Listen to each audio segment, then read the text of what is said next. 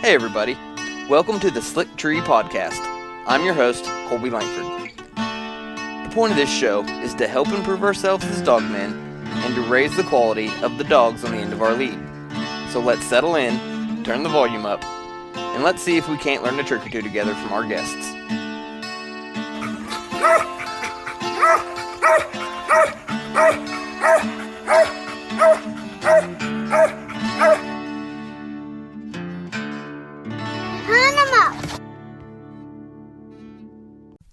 Hey everybody, first off I want to thank y'all for tuning in today and giving this a listen. Today's episode is just going to be a little bit about me, so that you guys kind of know who I am and who's on the other end of the mic. I live in Northeast Oklahoma with my wife and two small children. We live in a great little spot next to a river with a bunch of timber around us. Pretty great spot to raise a family and some dogs.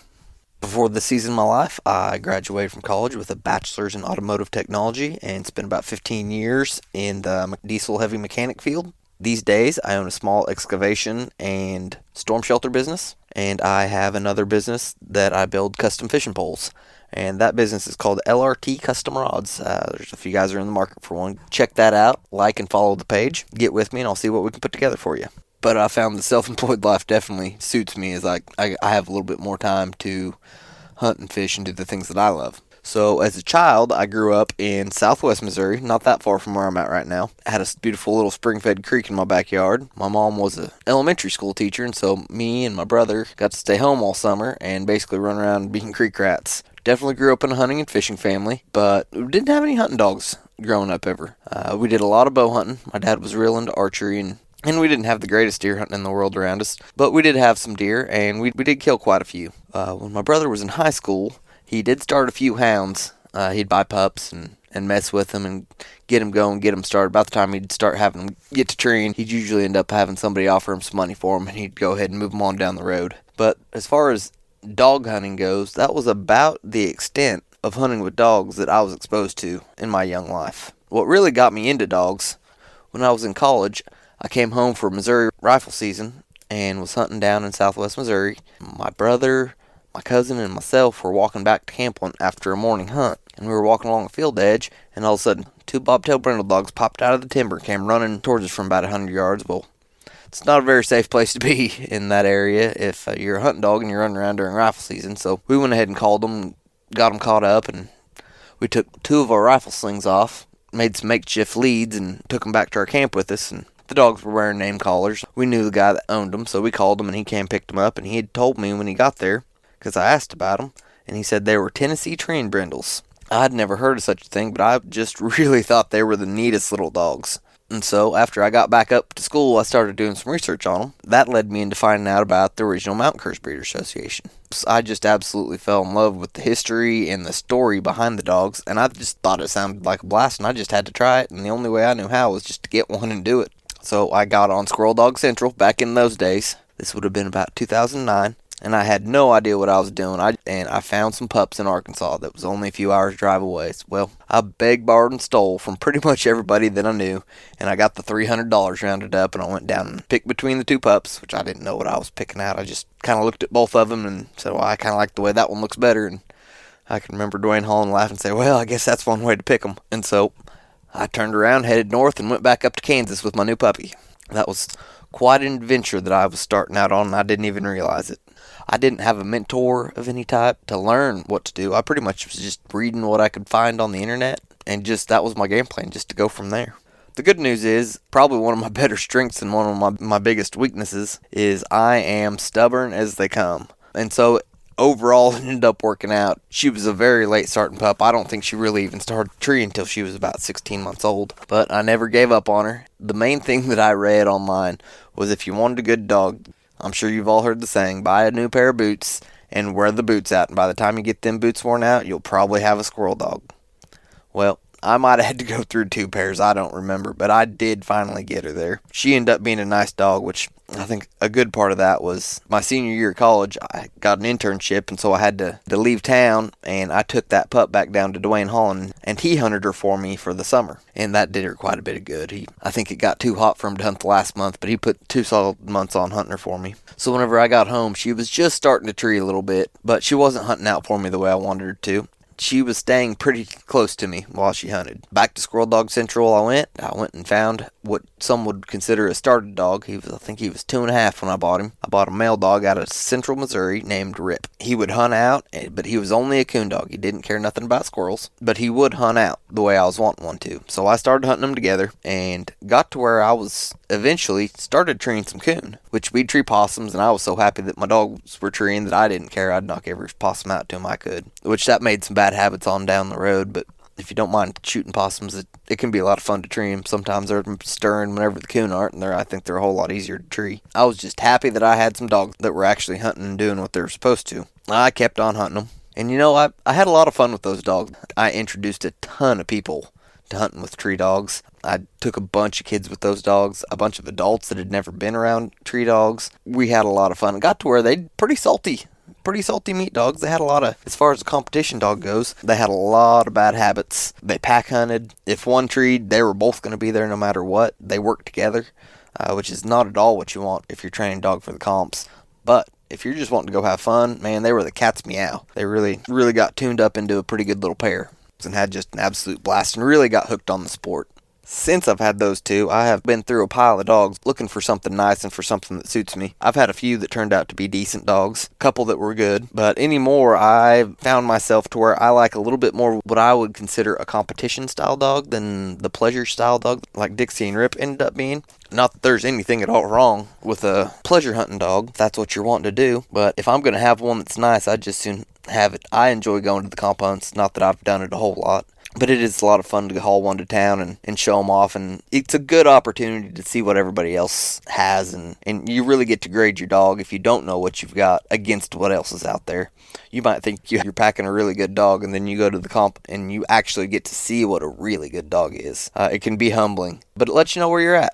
Maybe you do have a great dog, but that's one way to find out is you don't know how good yours is until you start hauling them and putting them against some other proven good dogs. Really the difference between, there's a lot of debate about this on the internet, but what is a competition dog versus a pleasure style dog? You'll have a lot of guys that say, I don't want a comp dog. All they do is just make a bunch of trees, too much hound in them, this, that, and the other. In my mind, the main difference between a comp dog and a pleasure dog is really what the owner's expectations are. A pleasure dog is going to be allowed to get away with a lot more as far as its tree style, whereas a comp dog is going to be usually trained and tuned more with competition rules in mind. If you're just a pleasure hunter and your dog trees a ton of squirrels for you, but maybe she only gets 100 yards from you, if you're not walk hunting her, they'll just come back and wait on you to take off walking again, so they know which way that you want them to hunt if that's the way you're used to hunting them. Whereas if you took that dog that might tree a ton of squirrels for you to a comp hunt, you cut the dogs from the beginning of the cast, the other two dogs take off, the handlers aren't walking, and you're just standing there, your dog might just be sitting at your feet. You're never going to win a cast with your dog at your feet, more than likely. And so just a lot of little tuning stuff like that is the main difference between a comp dog and a pleasure dog, in my opinion. Not that I'm just an expert on it. That's the way it seems to be more for me. Not letting your dog come back to you, pull off the tree if you're walking into the dog treed. A comp dog needs to stay and needs to know that he's expected to stay treed. Once he starts barking, he shouldn't leave for any reason. I mean, you're just asking for a minus if that's the case. And you can train that into them, but even if they have that natural stay put attribute bred into them, they still might want to pull some. But that's something you can reinforce and you can train to help promote that trait.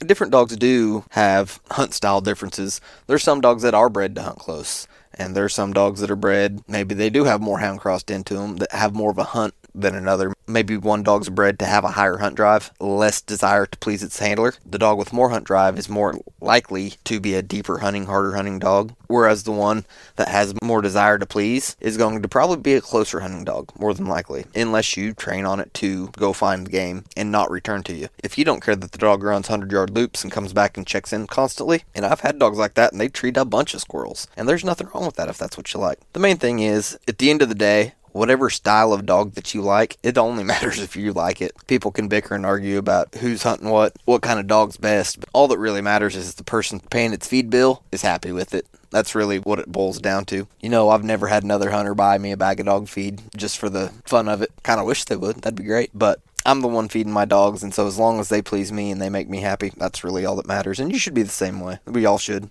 So what I'm hunting these days, as far as tree dogs go, I like a high percentage of bud and Liz cross in my dogs. I had a nice dog that was given to me as a pup that ended up passing away on me early last year, but he was a very nice, easy starting, hard hunting dog. But he was about 50% Bud Liz cross. I fell in love with the dog and the way he started and the way he hunted and the way he handled and just pretty much everything about him. And so I've kind of been chasing that line. I've got a handful of pups out of cross I made with very similar genetics to him. They're just now starting to want a tree for me. The weather's cooling off and I'm getting pretty excited about them. So hopefully I end up with something worth feeding out of them. And I've got a few more dogs that bought as pups out of similar genetics. And then I've also got some bird dogs in the kennel right now.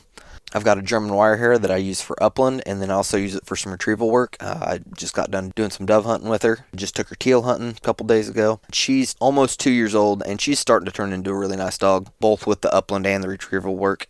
I've got a few more German Shorthairs that are very nice upland dogs, and just a lot of fun to hunt whenever I get a chance to do that. But really, I've enjoyed every type of dog hunting that I've gotten to be blessed enough to be involved with. I've ran some greyhounds on coyotes. I've been around rabbit dogs some. Of course, squirrel and coon hunting. Bird dogs. Duck dogs. It's all a lot of fun. And really, the main goals of this podcast, why I got the idea to even start doing this, isn't because that I'm just some wealth of knowledge on all these subjects and I can just help the world out so much by sharing my knowledge. That's not it at all. It's really so that it's a good excuse for me to interview way smarter people than me and pick their brains to learn from more experienced dogmen than myself. That's really what the point of this is. And if I'm going to be talking to them about it, maybe if it's documented, we can all learn from this and we can all grow together and make better dogs. Some of the different things I'm really wanting to talk about that mostly interest me is different types of training and tuning on the dogs to get them to do what we want. And that's everything from selecting pups to starting the pups, getting them trained and finished out, tuning them for a comp hunt to get them to keep you from getting minused, all that fun kind of stuff. Even before that, genetics and breeding, how to make those pups, how to produce them, dog health and care, and just really all around making ourselves better dogmen so that in turn should improve the dogs that are on the end of our lead. This podcast is mostly going to be about tree dogs, but we are going to talk about bird dogs, retrieval work. There's no telling what we might end up talking about, but it's going to be mostly dog related. And hopefully, even if we're not talking about whatever specific genre of dogs it is that you're into, I'm going to try to make this to where there's going to be things that you can learn from the conversation we have no matter what, especially like on the genetics. If you're breeding for a trait, you're really breeding for a trait. Maybe you're breeding for your bird dogs to be horseback style trial dogs that are going to blow and go, get gone out of the country, and go find that bird. A lot of people breed for the same attribute in coonhounds, or maybe you're on the opposite side of the scale. You don't want your dog to do that. You want your dog to do X. Breeding for traits is breeding for traits. I'm sure we'll talk about line breeding, just breeding best to best style traits as far as dogs go. Good dogs to good dogs is another way that people often put that. But I'd like to talk with quite a few different breeders about their thoughts and opinions because there's no definitive source on any of this kind of stuff. A lot of it's based on opinions and anecdotal evidence. And I think there's a lot of stuff that we can learn from a lot of experienced dogmen that are out there that should in turn help all of us. And that's really the main goal of this whole thing. I hope you guys all decide to come along with me on this journey and can all become better dogmen together. All right, everybody, take care and keep wearing out that boot leather.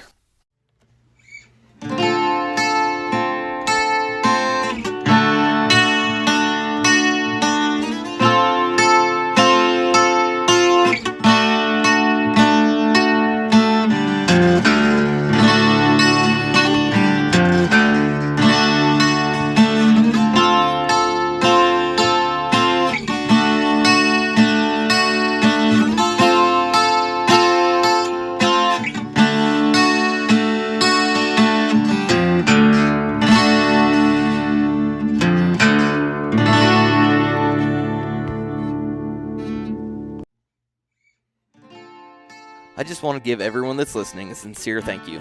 Getting this podcast going has been a project. I really hope you're enjoying it, and if you don't mind, give the show a good rating and review wherever you're listening to it at, or share it on your social media to help get some traction. I appreciate it, and I'm looking forward to your feedback.